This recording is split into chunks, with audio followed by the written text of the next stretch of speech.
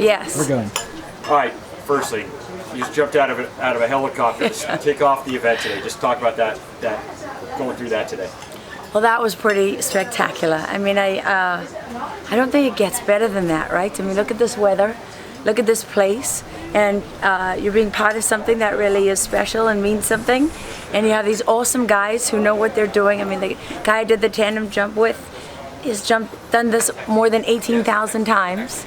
So that part was really reassuring and cool, you know? And then as we got higher and higher and higher in the helicopter, first I liked the view, and then I was like, oh, okay, it's all getting smaller and smaller and smaller. But once you're at 10,000 feet, I was so cold. I was like, this is what they do to you. They freeze you so that you're just like, get me out of the chopper. And I just followed my instructions, you know. I knew what I had to do because they're really professional. And you know, the funky part is you're sitting on the side of the helicopter and you're strapped to some poor guy. Usually I'd be worried about crushing him. And so you fall first, right? The free fall went for a long time. It felt like eternity to me because I don't like that feeling of your stomach going. But, and then, shoo, when the chute goes, it is kind of bumpy. And then it's like so peaceful. So peaceful until you get set up by the jump master, right? And he says, like, pull this cord. Gives me these two yellow straps, and he's like, pull this to the right, like really hard. I'm not gonna ignore him, right? He's in charge right now.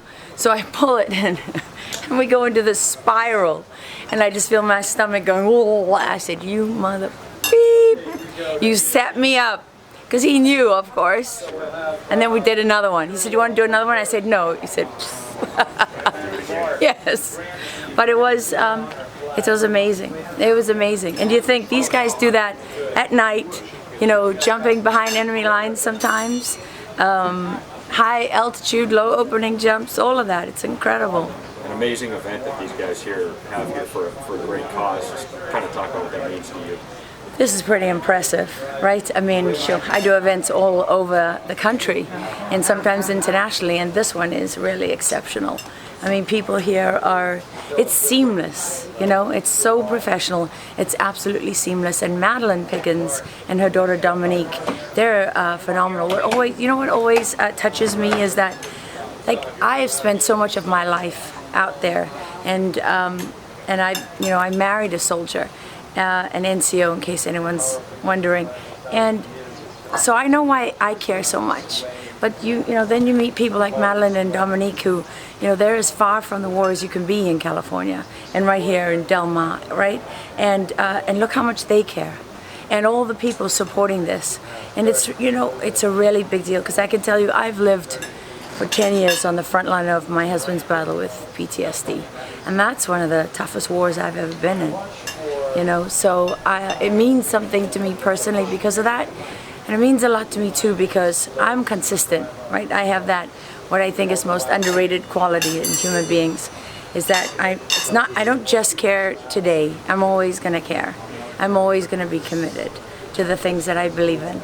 So I know how much this means because I know how much we ask of these men and women who go out there and living with a soldier with PTSD. I know the price that they pay for what they do. And even when you believe in it and you do it for all the right reasons, everything has a price. Nice. Maybe one last one. I mean, you've traveled all over the world. Small price to pay just to come from Texas to be a part of this event. And you see how the support and everybody, all the great people out here, makes it worthwhile. Oh, I mean, are you kidding me? It's an honor and a pleasure, right? I mean, to travel out here to do this, yeah, this is a no-brainer. When this request came through, I didn't even read past the first line of the email, and I said yes. I knew I was going to do it.